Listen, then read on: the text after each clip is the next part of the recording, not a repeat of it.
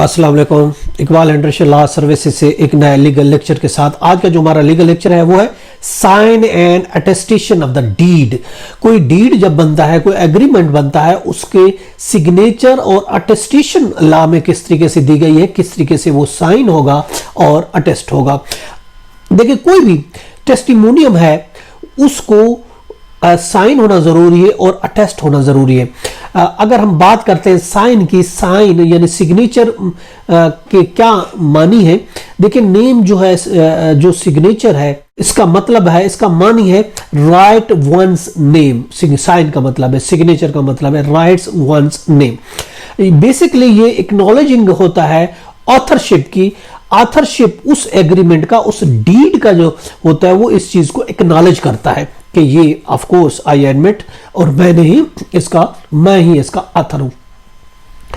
अगर अब इसकी देखें, अंडर सेक्शन 3 है, सब सेक्शन 56 है, जनरल क्लॉज एक्ट 1897 में इसके वसी जो है वो मानी दिए गए हैं सिग्नेचर के, साइन के। अगर हम देखते हैं, with reference to the person who is unable to write his name to include mark. Law में ये कहा गया है अगर कोई आदमी साइन नहीं कर सकता तो वो अपना उसका एक मार्क लगाएगा, वो भी इंक्लूड होगा, उस मार्क को भी सिग्नेचर कहा जाता है, साइन कहा जाता है।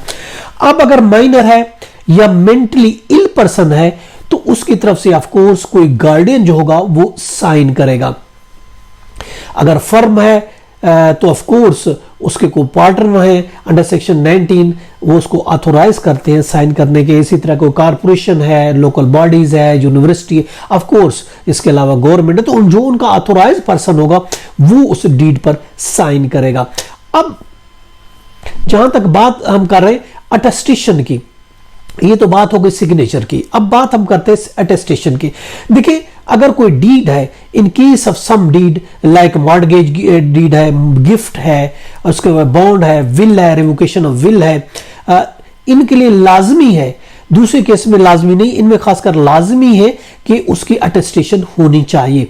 अब अटेस्टेशन पाकिस्तान में अगर हम बात करते हैं, पाकिस्तान में attestation is required by law. Pakistan में लाजमी चाहिए अटेस्टेशन की। अब अटेस्टेशन किसकी होती है? देखिए, अटेस्टेशन चाहिए दो गवाहों की जो कि मौके पर मौजूद हों, उनका अटेस्ट करना जरूरी है। Under section 3 of the transfer of property act और इसके अलावा अंडर सेक्शन 63 है,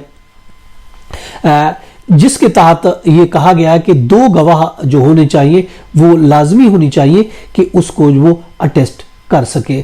अब दो गवाह जो है, अगर फॉर एग्जांपल हम ये देखते हैं कोई इलिटरेट पर्सन है, इलिटरेट अगर पर्सन है जो दस्तखत नहीं करता, तो उनके लिए लाजमी है आइदर, या तो वो लॉ में ये कहा गया आइदर वो पुट हीज पेन मार्क, अपना पेन मार्क का निशान लगाएगा या फिर थंब एम्प्रेशन लगाएगा। मॉडर्न डीड में अगर हम देखते हैं तो सबसे जो इंपॉर्टेंट वेगो थंब एम्प्रेशन है, जो ज्यादा सेफ है और सेटिस्फैक्ट्री है और इसको ही माना जाता है।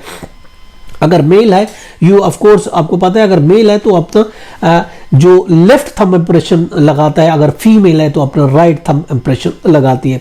फॉर्म ऑफ अटेस्टेशन की बात करते हैं, कोई खास नहीं होता। पाकिस्तान में अगर हम देखते हैं जो भी हम डॉक्यूमेंट्स बनाते हैं, एग्रीमेंट, कॉन्ट्रैक्ट या फिर डीड बनता है, तो उसमें लफ्ज विटनेसेस लिखा जाता है। विटनेसेस, उसमें 1 विटनेस, एटलीस्ट 2 विटनेस होने चाहिए जो इस चीज को अटेस्ट करें, मौके पर मौजूद हो कि वाकई हमारे सामने सिग्नेचर हुआ, वाकई हमारे सामने इनकी जो है ट्रांसफर प्रॉपर्टी के तहत इसकी जो है ये लेन देन हुआ। और इंग्लिश की लॉ की बात करें, इंग्लिश लॉ में इन प्रेजेंस ऑफ लिखा जाता है। इन प्रेजेंस ऑफ जो होता है वो between the executant and witness के दरमियान एक लफ्ज लिखा जाता है, इन प्रेजेंस ऑफ, यानी गवाहों की मौजूदगी।